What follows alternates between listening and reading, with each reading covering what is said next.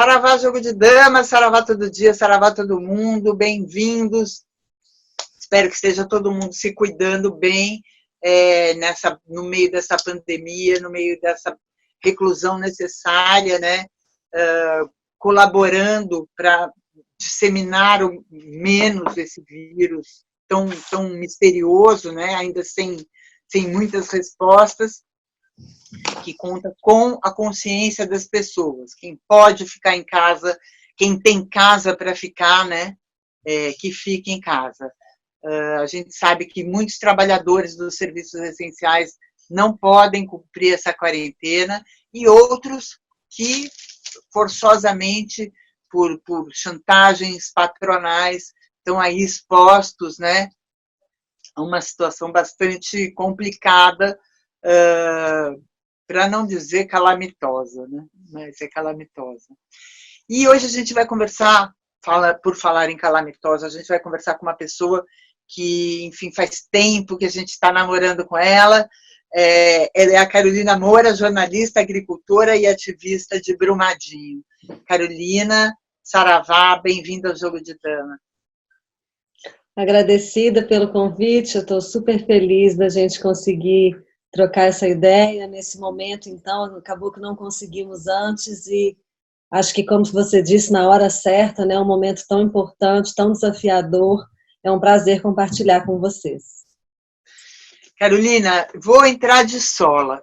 A gente sabe que agora a gente está com um meio monotemático, né? Na verdade, a gente tem dois temas aí bastante preementes, né, na mídia, que é o vírus e o outro que é o moço lá que fica lá na presidência. Mas isso só agrava situações que já vinham se alongando, né, com o tempo, de outras calamidades anteriores, como a de Brumadinho. E a gente, desde a época enfim, do acontecido em Brumadinho, a gente já conseguiu contato contigo, e você muito envolvida com a causa. Para quem não sabe, a Carolina trabalha há 10 anos encarando ali com um grupo de pessoas bastante valentes os desmandos que acontecem ali pela Vale. Então, eu queria que você contasse um pouquinho como é que está a situação, antes de falar de corona, antes de falarmos disso, como é que está a situação das vítimas da tragédia de Brumadinho. Então, né, o crime de Brumadinho, a gente trabalha também numa perspectiva histórica, exatamente porque enfrentamos a Vale há 10 anos, tanto aqui no território em Brumadinho, em conversas diretas com engenheiros, técnicos da empresa, o pessoal das relações com as comunidades, mas também tentando dialogar com o alto escalão da empresa, nas assembleias de acionistas. Então, a gente fala que o crime, na verdade, de maneira nenhuma é um acidente inesperado, e sim é uma consequência de uma conduta violadora de direitos da empresa, que é o modus operandi, né, como ela opera, violando direitos, desrespeitando as comunidades, descumprindo legislação ambiental, legislação tributária, botando pressão nos trabalhadores. Então, esse rompimento de barragem é uma consequência dessa conduta, e a gente alertou isso, porque quando o preço do minério despencou, a estratégia da empresa foi aumentar a produção, diminuindo os custos, né, de produção, e encher o mercado para acabar com os pequenos players. Então, a gente alertou que essa conduta iria ampliar tragédias, iria ter pressão em cima dos trabalhadores, e, infelizmente, deu no que deu, e foi realmente um crime brutal, né? Assim, as pessoas foram trituradas vivas, né? As pessoas da própria empresa que estavam na hora sagrada do almoço, realmente uma coisa terrível. E o crime, ele é continuado, né? Então, vem o crime pós-crime, e as consequências e as violações, elas vão se renovando ao longo do tempo, né? A gente está aí há 1 ano e 2, 3 meses, fez um ano em janeiro, né? 25 de janeiro de 2019, e a gente vê o crime se renovando, né? A Vale continua com uma postura arrogante, continua com as suas estratégias, né? Tanto no campo jurídico, nas ações de reparação integral, postergando decisões, com sua equipe de advogados enrolando os processos, como também no território, com assédio para as pessoas, né, assim, dividindo as comunidades, colocando intrigas. Então, a gente vive um contexto de muito desafio em Brumadinho, de muita dor. A gente, infelizmente, sequer conseguiu encontrar todas as pessoas, né? Tem 11 pessoas desaparecidas até hoje.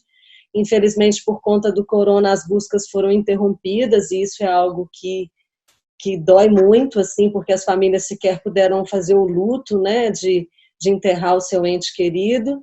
E as comunidades várias que dependiam do rio, né, comunidades ribeirinhas, de agricultores, a agricultura ficou muito prejudicada também. Então, é uma série de problemas que vão se acumulando, se renovando, e a gente vê pouca efetividade nas medidas de reparação. A gente trabalha com o conceito de reparação integral da Corte Interamericana de Direitos Humanos. Então, reparação é muito mais do que indenização, do que pagamento financeiro, né? Tem o dano ao projeto de vida, tem as medidas de satisfação, pedidos de desculpas públicos, uma série de questões. E, bom, para não me alongar demais, vamos para a próxima pergunta, seguir em frente. Não, as próximas perguntas sempre vêm de deixas que você deu. Queria que você desse uma breve pincelada de como estava a luta, né, a tua luta e a luta de seus companheiros aí em relação à Vale antes, né, do crime, e depois que você desse para a gente também um panorama principalmente de como está a sobrevivência das pessoas que dependiam dos recursos naturais da região. Antes do rompimento, a gente fazia um trabalho de pressão na empresa, né? Assim, a gente monitorou muito os licenciamentos ambientais, então o complexo Paraopeba, que tem as minas de Córrego do Feijão e Jangada, da década de 70, então, os últimos períodos, eles foram renovando uma licença de operação, ou solicitando uma licença para expandir as operações, mas já era um complexo minerário instalado há muitos anos, né? Então, a gente monitorava todos esses licenciamentos e exigia medidas de reparação. Na verdade, a gente sempre se posicionou contra, né, os empreendimentos, porque a gente tem essa clareza que a expansão das atividades é uma ameaça concreta à nossa segurança hídrica.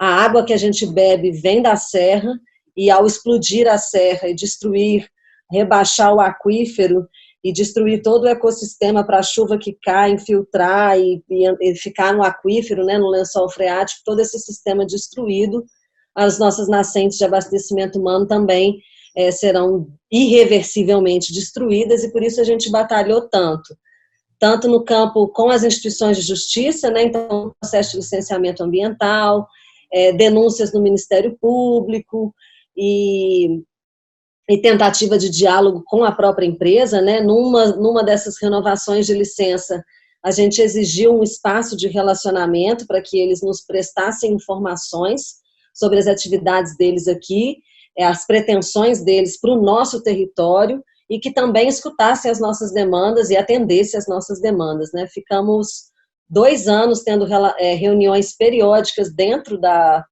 sede administrativa do Complexo Paraopeba, que hoje nem existe mais, porque a lama destruiu tudo. E lá a gente viu a Vale mentir, enganar a gente, ter frases assim, até violentas, assim, machistas, inclusive, de que a gente não sabe o que a gente... menina, você não sabe o que você está falando. As nascentes não vão secar, elas vão desaparecer temporariamente. Daqui a 40 anos elas voltam. Então, algumas questões assim inaceitáveis do ponto de vista de um diálogo, de um diálogo técnico que a gente estudava, foi atrás de especialista.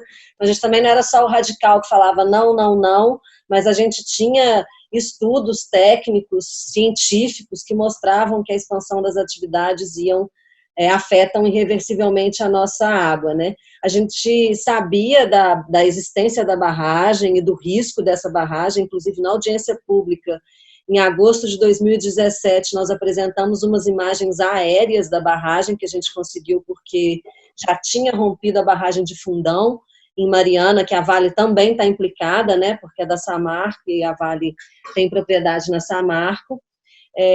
A gente mostrou imagens aéreas da barragem com medo, né, assim, já apreensivos, e enfim, a gente fez tudo o que foi possível, mobilização comunitária, cinema na praça, tarde festiva, na escola, para mostrar informação, para mobilizar as pessoas, e com instituições de justiça, com o governo, Conselho de Política Ambiental, com a própria empresa. A gente teve uma grande trajetória de enfrentamento e fomos sempre sendo desqualificados, não fomos ouvidos, e infelizmente chegamos no ponto que chegamos, né? Mas mesmo com esse trauma todo, assim, foi muito difícil, né, e muito dolorido, assim, porque foi uma sensação de derrota ampliada à potência máxima, né? Assim, a licença saiu em dezembro de 2018, no dia 11 de dezembro, e um mês e pouco depois,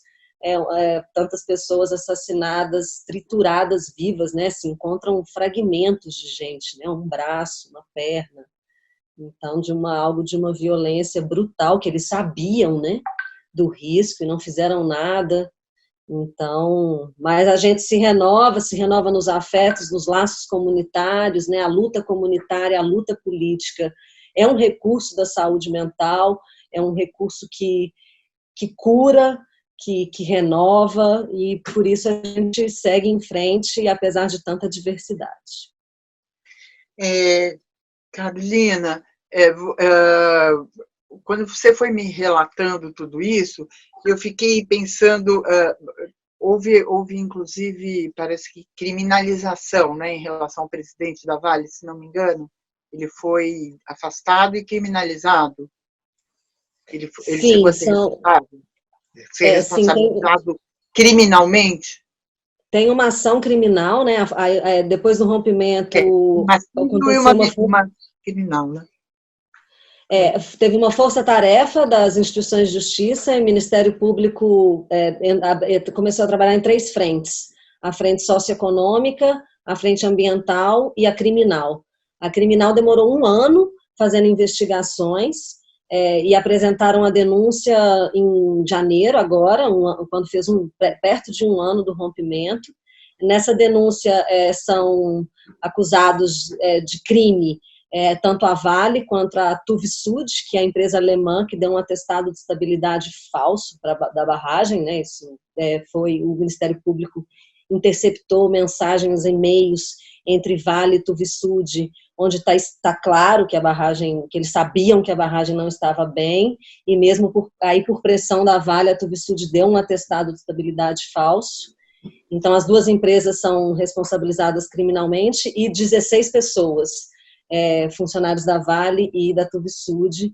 Essa ação foi aceita pelas instituições de justiça, e agora vai tramitar. A gente espera que essas pessoas sejam presas realmente, porque são de fato responsáveis, mas a gente sabe como é que é o sistema de justiça do Brasil. Infelizmente isso pode demorar anos, e queremos muito, mas também temos pé no chão de que isso pode demorar e pode não acontecer, infelizmente, por esse contexto de impunidade, que a gente considera um absurdo, porque enquanto a impunidade estiver presente, as empresas vão continuar cometendo esses crimes, porque vale a pena, né, economicamente, inclusive, ninguém é preso. Os processos de reparação são feitos em negociações, onde a própria empresa tem assento na mesa e ela acaba que consegue controlar o processo. Então... Não, e tem várias, as gigantescas empresas de resseguro, né? Que é elas que vão bancando tudo isso.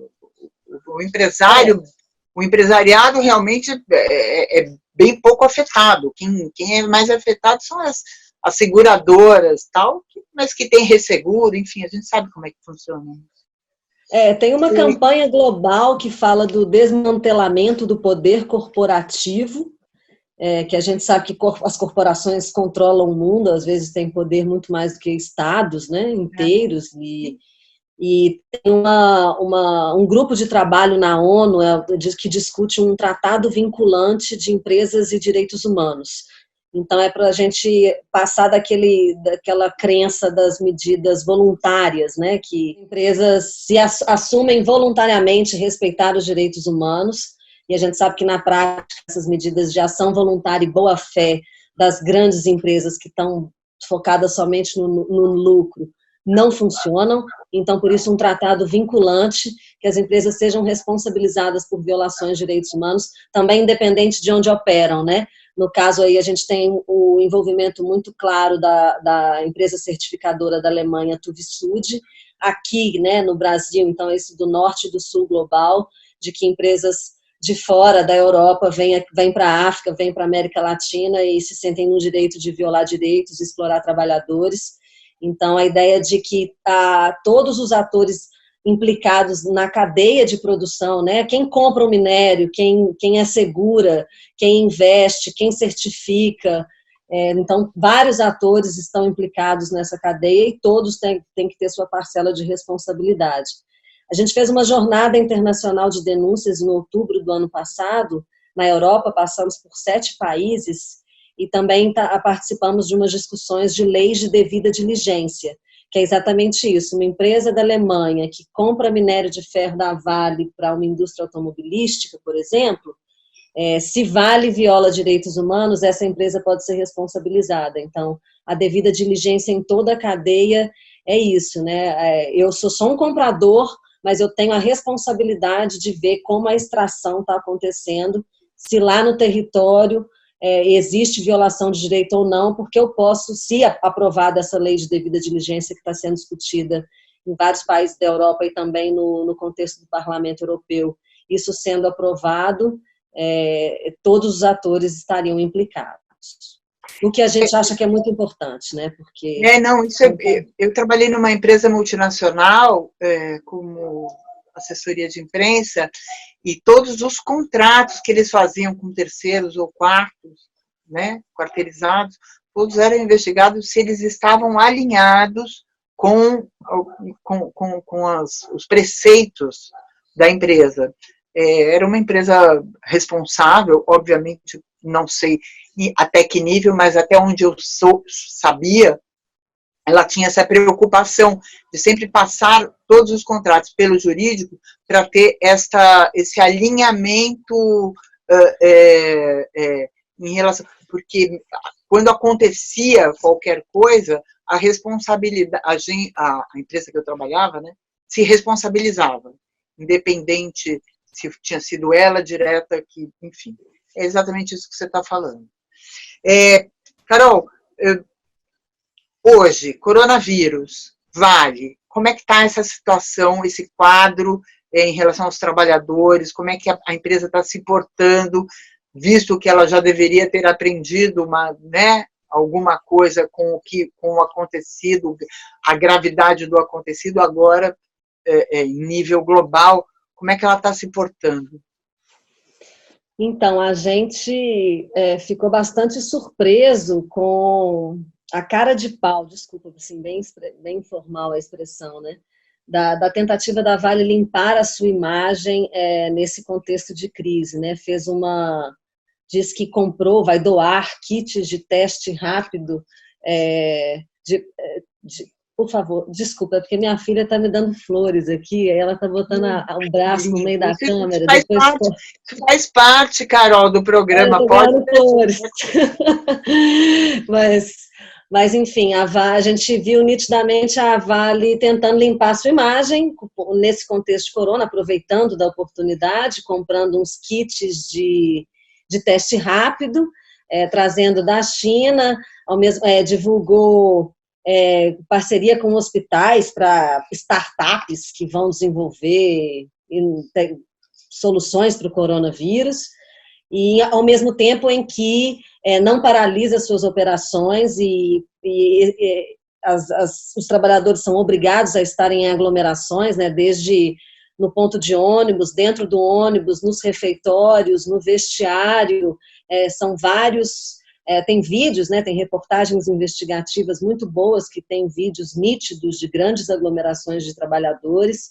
e como a Vale faz essa jogada, né? Aproveita um momento para tentar salvar sua imagem, que está muito deteriorada por conta dos últimos 2 rompimentos de barragem desses crimes absurdos. Então, agora ela divulga algumas doações, e é gravíssimo, porque muito do recurso também que está saindo para ser investido pelo governo do estado de Minas Gerais em medidas de prevenção ao coronavírus estão bloqueados na justiça devido ao crime do rompimento da barragem em Brumadinho. Então, a Vale não tem o direito de fazer informação, propaganda que está dando dinheiro para o Estado para enfrentar o corona, porque esse dinheiro está bloqueado por causa de um crime que ela cometeu há 1 ano e tanto atrás, que está cheio de problemas no território. Então, assim, a gente tem feito uma campanha, né, articulada nas redes, a mineração tem que parar, a mineração precisa parar, não é uma atividade essencial, e isso, como dá para ver de um dia para o outro as jogadas, né? A Vale doa kits de teste de corona, o governo federal elogia a Vale, acha a coisa mais linda, e no dia seguinte faz uma medida provisória que define a mineração como uma atividade essencial. A gente não come minério, a gente não bebe minério, né? O minério não alivia imediatamente a dor de doença nenhuma. Como é que a mineração é uma atividade essencial, sendo que gera aglomeração de vários trabalhadores que saem de suas cidades, das suas comunidades, vão até o local de operação, as minas, voltam para suas casas, contaminam seus familiares, que contaminam suas comunidades, e a Vale faz propaganda que tem medidas maravilhosas contra o corona, ao ponto de ser elogiada por esse desgoverno que a gente está vivendo. Então, é terrível, e a gente tem tentado fazer, como sempre fizemos, a contra-informação, né, a contra-narrativa, desmascarar essas medidas que, ao nosso ver, são vergonhosas, né, assim, a empresa deveria ter vergonha de se aproveitar de um momento desse, de pandemia, de calamidade, né, um problema gravíssimo para a humanidade, para seguir explorando as pessoas, matando as pessoas, expondo a riscos enormes, né, os seus próprios trabalhadores, e com essa jogada de marketing de baixo nível, né, de se aproveitar de uma situação dessa para parecer que é herói. Então, a gente está seguindo aqui, vou lançar aqui uma última questão para você. Dado esse quadro, né, de desrespeito, enfim, de hipocrisia mesmo, né, acho que o termo é hipocrisia, como é que vocês trabalham essa contra-informação? Ou seja, vocês têm repercussão, o que vocês falam, o que vocês fazem, as ações de vocês têm repercussão, obviamente que em menor medida do que comunicação de governo, mas vocês têm tido adesão do povo, o povo está conseguindo ouvir vocês, o povo está conseguindo ficar do lado, enfim, como é que está isso?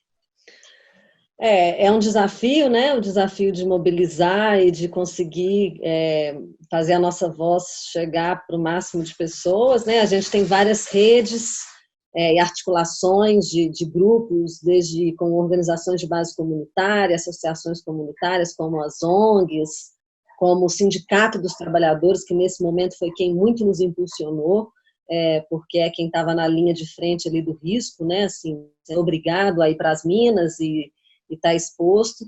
Então, a gente se reúne em redes, em grupos diversos, e vai um disseminando o material do outro, um postando o material do outro, e nesse alinhamento de fazer pressão, e a gente tem visto que, minimamente, as nossas reações têm tido respostas, assim, né? A gente, um dia de intenso trabalho, que sai uma matéria, que a gente posta em tudo quanto é rede, compartilha pra caramba, dia seguinte tem uma resposta da Vale, ou IBRAM, o Instituto Brasileiro lá de Mineração, solta alguma coisa.